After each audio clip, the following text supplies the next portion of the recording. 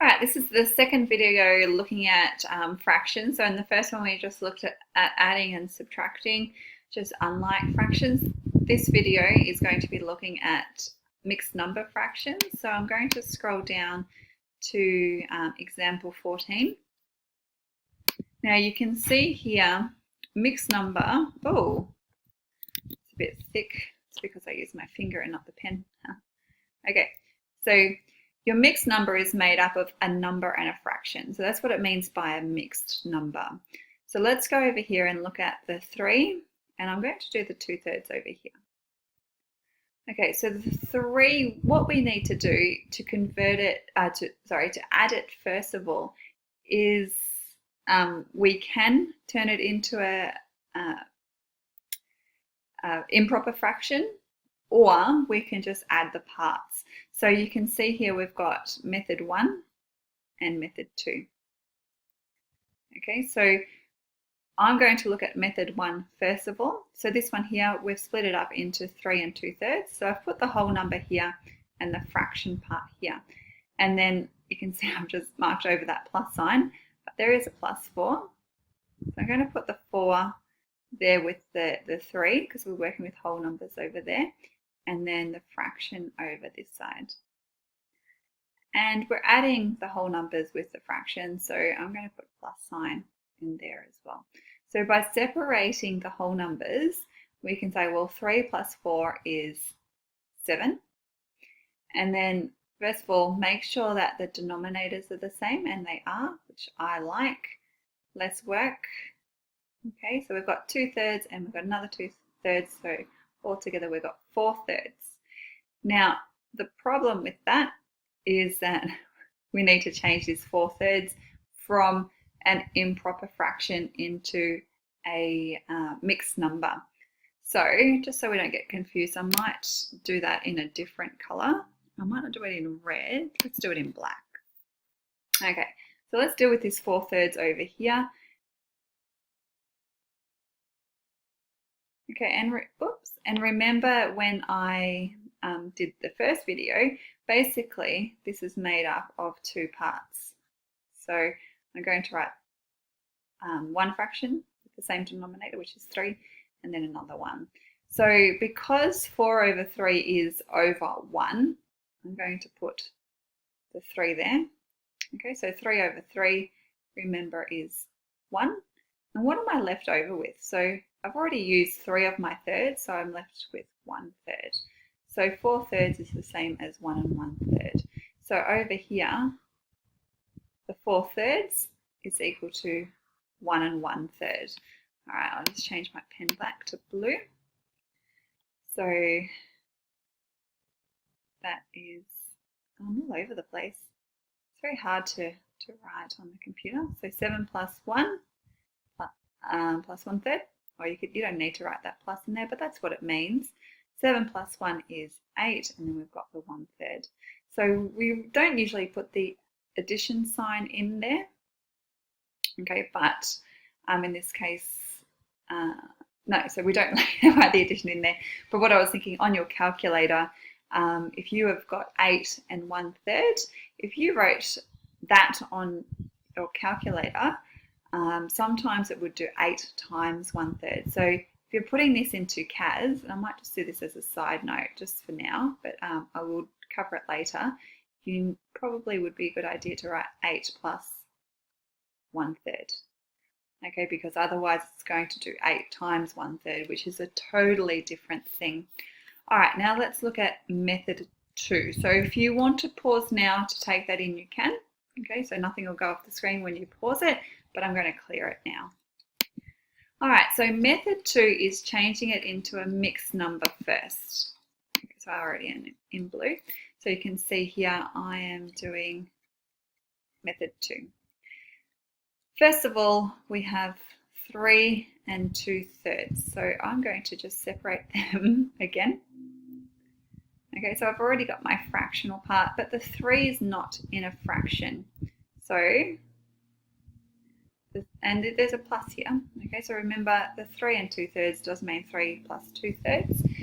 The 3, if we were to write that as a fraction, we've basically got to say, well, I've turned that into 3, and up the top, to work out how many lots of that are in there, remember 3 over 3 make up 1. So we have to have 3 lots of them. So that's 1 plus 1 plus 1, and then we've got the 2/3 on the end. Now I want to keep this bit separate. I just want to focus on this because this part here is what becomes the 3. Okay, so the 3 over 3, remember, and you don't have to do it this way. This step you can skip, but I just want to show you how it works. So the 3, and then we add these together. 3 plus 3 plus 3 gives you 9. So this 3, and let me just change colours, otherwise we're going to have stuff all over the place. So this 3 is the same as 9 divided by 3. Okay, so when we look at fractions, you need to remember that 9 on 3 means the same thing as 9 divided by 3. Okay, so we can write 9 divided by 3 like that, and we know 9 divided by 3 is equal to 3. All right, now we add the 2/3.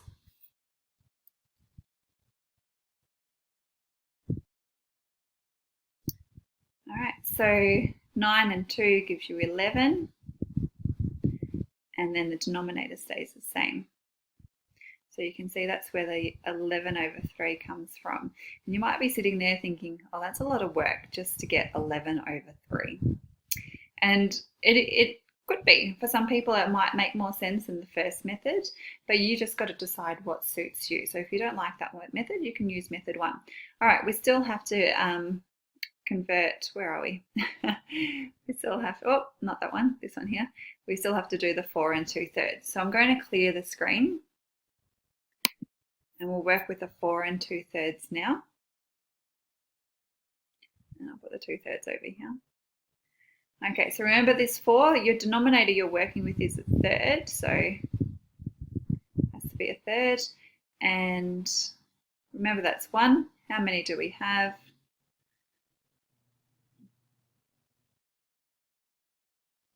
We've got 4 of them, and then don't forget to add the 2/3. Now the step I did last time is I added all these up. Okay, you don't have to do that now. The 3 stays there, and let's just add the numerators. So 3, 6, 9, 12, 14. So 14 over 3. So that's where that came from. So it doesn't seem as long as the last time, because last time I did talk for a little bit.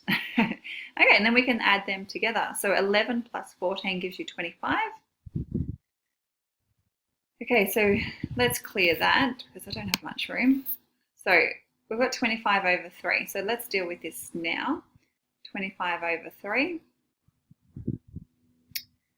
Okay, so this requires you to know how many 3's go into 25. Well, the highest one is 24. Okay, so 24 divided by 3 gives you 8, and we've got 1 remainder, so 1/3. So 8 and 1/3. So some of you might think, yeah, method 1 suits me. Some of you might think method 2 suits you. It doesn't really matter how you do it, obviously, as long as you get the right answer. All right, let's skip down and have a look at some examples. Oops, let's just clear that off the screen. Scroll, scroll, scroll. Okay, so here we have 1 and 1/5 and 2 and 3/5. Okay, so I might just write it. Where can I write it? Because I need a little bit more space than what I've got here. I'll just start it up here. All right, so remember 1 is equal to 5 on 5. So this part here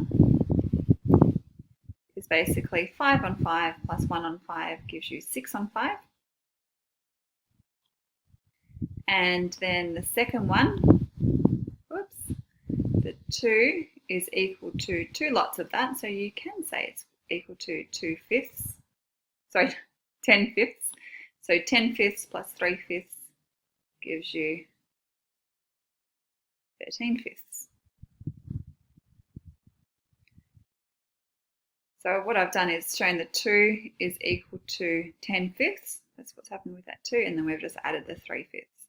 Now, the denominator stays as 5, and then the 6 plus 13 gives you, oops, that's a terrible one. That's a 1 and a 9, which makes 19/5. Now, we need to convert that back to a mixed number. So how many times does 5 go into 19?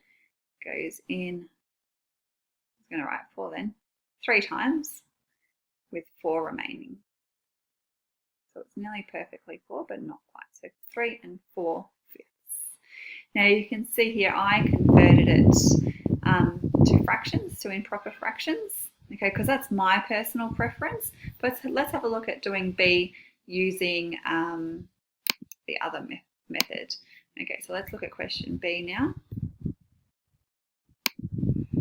Okay, so B, first of all, grab your whole numbers, so 3 and 4, and then we add the fractions, 2, 7, and 1, and 7. 3 and 4 give you 7, and 2 and 1 gives you 3 on 7. And that looks so much easier. The reason I prefer this method here that I did for question A is because sometimes you're dealing with different fractions. But I can see how most people will probably think, oh, B is better because it's quicker, and it obviously does make more sense. And I have no problem with whichever method you use. All right, let's do C just with that method we just used, the second method. So, sorry, that was the first method. So 11 and 1, add the whole numbers first, and then we've got a quarter plus 2/4.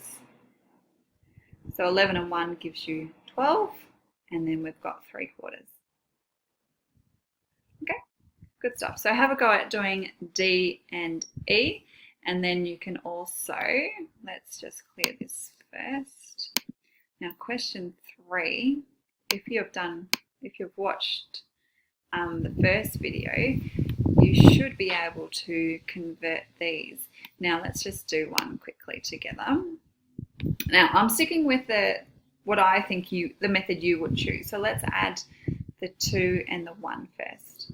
Okay, and then we're doing the fraction, so 2/3 plus 3/4. Okay, so we're looking at question A here. 2 and the 1 gives you 3, and then you're probably thinking, oh, they're different denominators, so you do need to change them. So we've done a few with 3 and 4 on the bottom, multiply them together, and we get 12. Okay, so the lowest common denominator is 12. What did we do to the 3 to get to 12? We multiplied it by 4, so the same with the 2. 2 times 4 is 8, and then for this one, 4 times 3 is 12, so that means we have 3 times 3, 9 on the top. Okay, 8 and 9 is, oops, it's supposed to be equals. 8 and 9 gives you 17. Okay, so the second method might be easier for this one. So this is split up into 12 on 12. Okay, because 17 is greater than 12, and then we've got 5 on 12. And you might have to do the working for this one in your book. So we've got 3 plus 1 plus 5/12. 3 and 1 gives you 4, and 5/12. We don't have to write the addition sign in there. All right, I might pause it there and then have a go at doing the subtraction, because it's pretty much the same thing. Okay, we're just subtracting instead of adding.